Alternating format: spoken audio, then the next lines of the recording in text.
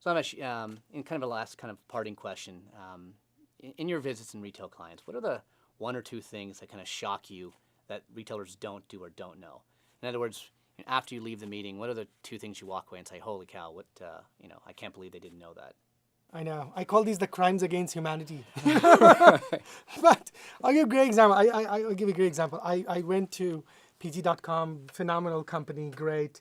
And before that, I was doing some research online. And my mom uses Pantene. So, she's a big fan of Pantene. And so I typed in Pantene into Google.com. And then the results came back. Pantene organic, number one result was Pantene website, Pantene.com. And in the description of the website, it said, click here for HTML.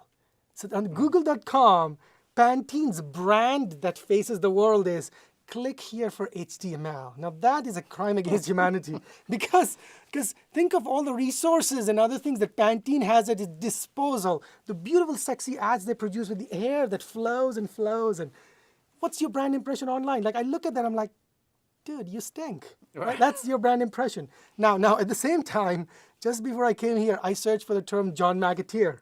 I was like, okay, let's see if John McAteer does better than Pantene. And when I searched, and the first one is not you, sadly. You're not number one. Right. And nonetheless, the number two entry is actually John McAteer. Right. And it was you. And the text description says, John McAteer, board of directors, shop.org. Now think of the brand impression you made on me. I was like, wow, this must be an important guy. Yeah, right. There are many other reasons to be impressed with John, but that was impressive, right? And I think that a lot of people have not understood that YouTube is your face to the world. Google is your face to the world, as is Ask and Microsoft and Yahoo as well, obviously. But search engines are the face of the world, and I think that anybody who's not figured out how to truly create a good paid search and organic search strategy in order to present the right brand impression to your customers on what essentially is the homepage of the world, which is google.com, and figured out how to attract the right kind of traffic to your website, how to actually put your products and services in front of people, are truly not using the opportunity that's available. Also YouTube, I mean, there are so many great stories. We met with the CM of HP, and they've done some amazing thing with Project Direct and using widgets and gadgets in YouTube to create a organic community around YouTube, and essentially it's all about YouTube printers, HP printers. And yet what the experience they've created, the connection they're making to their customers are really great. And I used a suboptimal example from Procter, so let me use a good one, which is actually Tide.com. I was very impressed with how the Tide.com website is organized, the data the information they're providing, the online, offline coupons and other things that they're using as very effective strategies. But the most impressive thing about Tide.com was the fact that right in the title, you'll see a link to forums, and they've created a very good community around people who are passionate about washing shirts. No, it's kidding. Washing stuff.